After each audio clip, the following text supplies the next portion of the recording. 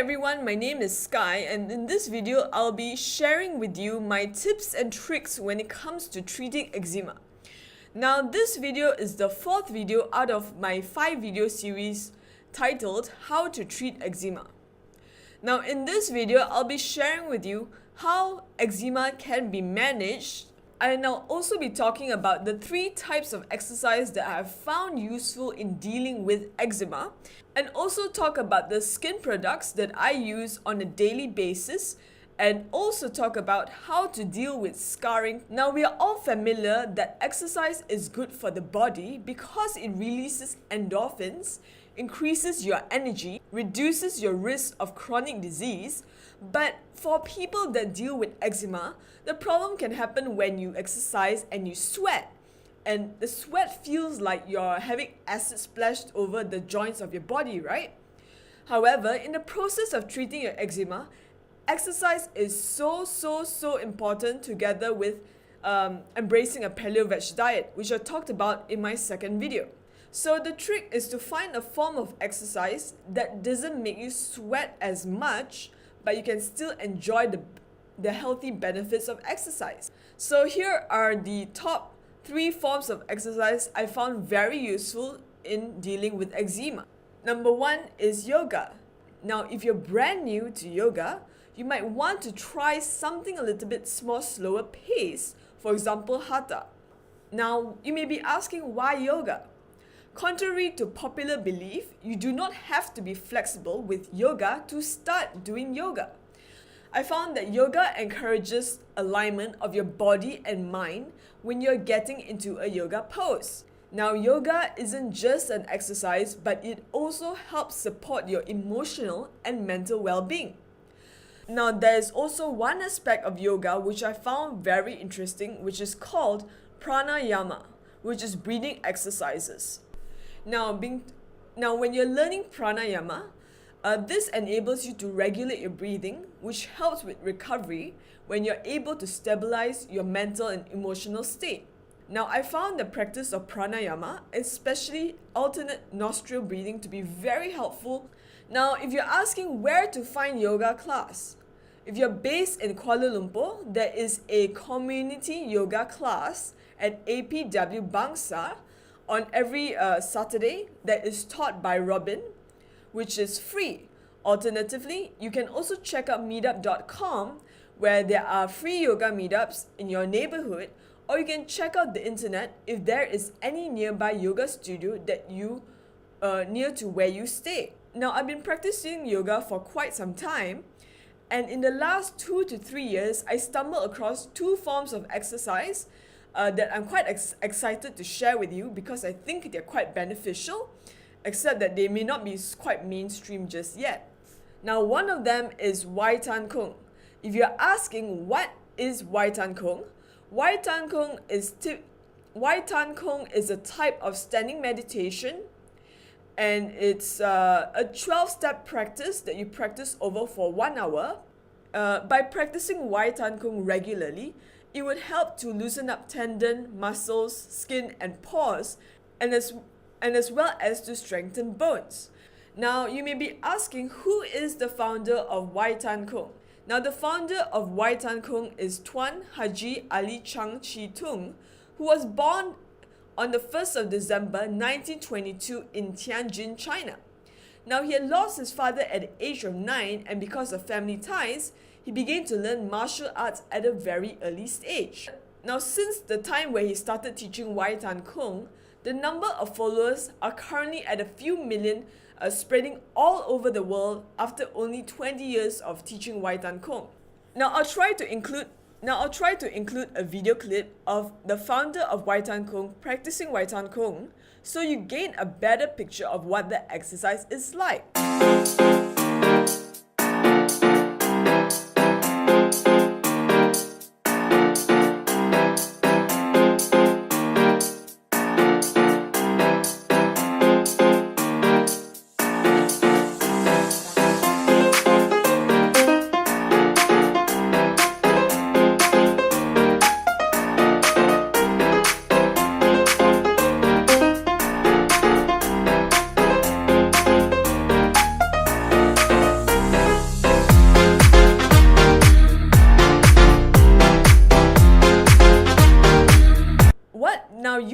asking what are the advantages of learning Wai Tan Kong. Now with Wai Tan Kong is a 12-step exercise which is very easy to pick up and learn. Now usually you'll be sent to a beginner's class for about 6 months, then take an assessment at the end for the 6 months with the rest of the other practitioners, and then you will then move on to the intermediate class where you will practice the 12 steps are repeated over and over again. So from the time when you're a beginner right until the time you're an advanced practitioner, these are the 12 steps that you practice over and over again. So that is it's very easy to pick up and learn. Number 2, it's very affordable to learn Wai Tan Kong. The reason being that this is actually not a class per se. It's not a class where you pay fees to learn, but actually it's more of a community exercise where you can go and join the group, and you may pay a very nominal fee, for example, for the rental of the hall space that you're practicing Wai Tan Kong. Now, personally, I've went to Wai Tan Kong classes where they have it in the evening, and I paid about 120 ringgit for the space of about 6 months. And that was partly because just to contribute to the rental of the space as we were practicing in a secondary school. Now, not to say that there are disadvantages with learning Wai Tan Kong, but maybe something that may come across your mind is that the majority of practitioners in Wai Tan Kong classes are usually middle-aged onwards. However, I feel that it's a very good exercise that the younger generation should also pick up. And when we are practicing, and now if we are taking up Wai Tan Kong, we should not be deterred by the fact that majority of the practitioners are people who are middle-aged. Don't let the misconception that it's only for the older generation fool you, because I feel there's tremendous health benefits that come from practicing Wai Tan Kong. Now, you may be excited and want to know where can you learn Wai Tan Kong. I will put the link in this video itself. Now we move on to energy Bagua. Now this form of exercise is something I've recently tried out in recent years and was pretty much excited to stumble across it. Now you may be asking, what is energy Bagua? Energy Bagua means that it is basically a walking meditation around a plant. And that plant could be a tree or it could be a potted plant. Now I will try to insert a video to just show you what it looks like.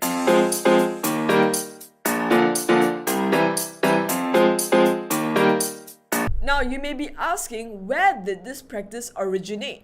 Well, I stumbled across this practice when I went for a meditation retreat that was organized by the founder, Bodhi Jin. Now this is his photo, and Bodhi Jin was born in 1964 in China and grew up in poverty, suffering from illness at a very young age. He studied traditional philosophy and meditation in Tibet for about 18 years according to their website. He first taught in China, then moved on to Canada. You may be asking, where can you learn energy Bagua? Well, you can learn about energy Bagua from this Bodhi Jin group that has their own website and also a Facebook page. Now it's quite interesting to also note that Bodhi Jin Society, a Bodhi Jin group, teaches free classes on Bagua where they have this energy where they also have their own Bagua practice points in parks around the world, whereby they practice energy Bagua daily. Now, entry to join this energy Bagua classes is free, and also entry to practice energy Bagua with the group in the park is also free as well. Now, what are the advantages of taking up this form of practice? Well, there's flexibility to practice indoors or outdoors.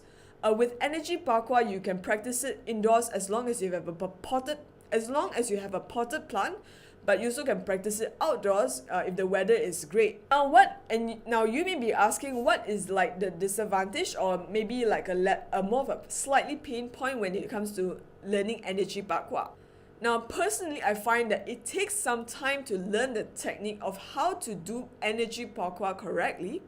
But what I find amazing about this group is that the group that practices energy Bagua, you can feel there's a lot of sincerity and a lot of compassion when they try to teach the newcomers how to practice energy Bagua,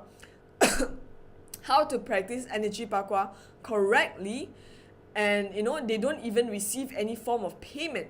So I feel like there's a sense of community when you practice energy Bagua in a group. Now, the other topic that I like to talk about is skincare products that I use. Now, when it comes to treating eczema, it is important to note that diet and vitamin supplementation helps a lot. I would say diet and vitamin supplementation accounts for probably about maybe 70 to 80% of recovery, because inflammation begins on the inside. However, having said that, sometimes you need a little bit of external help, so it's okay to rely on external products. Now, the number one product I find which is amazing because there is virtually like no side effects, there's no chemicals added to it, is coconut oil. Now, in the past, when I was dealing with very severe eczema, before, my skin used to be very, very dry. So before I took my shower every single day, I would rub coconut oil on my skin, go and take my shower, and then I would feel like my skin was moisturized.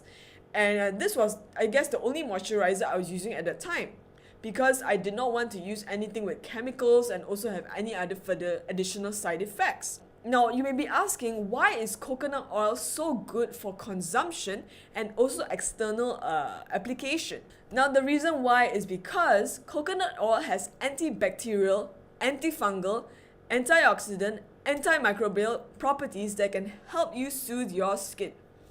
The also second thing is that it helps to reduce inflammation in your system. Now, you may be asking, when I was going through my recovery process from eczema, what kind of skin products do I use? I will share with you this list, and bear in mind, I'm not being paid by the companies to actually promote their products. So this is what works for me, and hopefully it may also help you.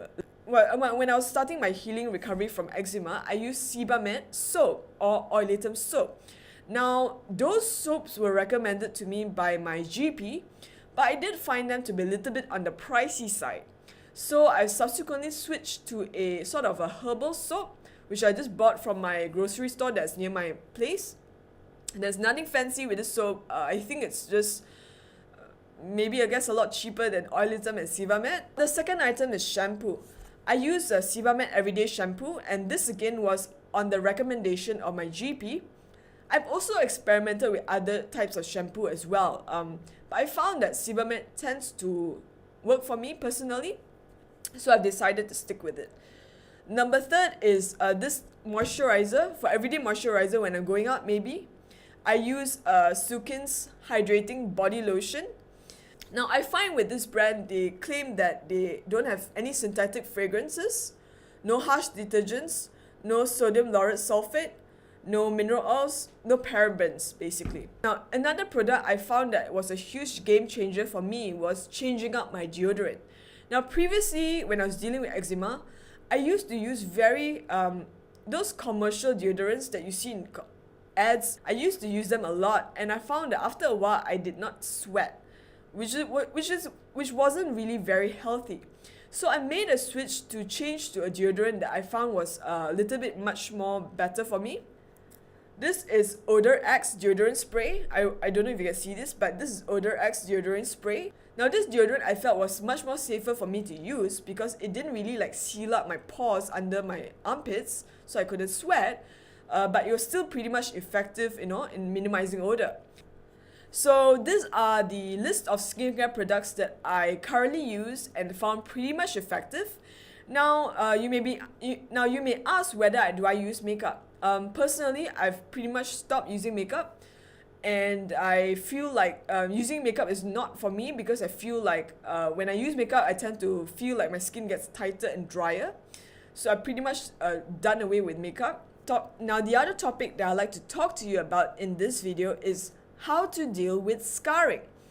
Now, yes, eczema did leave a few scars, and it took a lot of time to actually get rid of them. For example, in my lower back, I used to have really prominent scars, but I found the following products to help tremendously.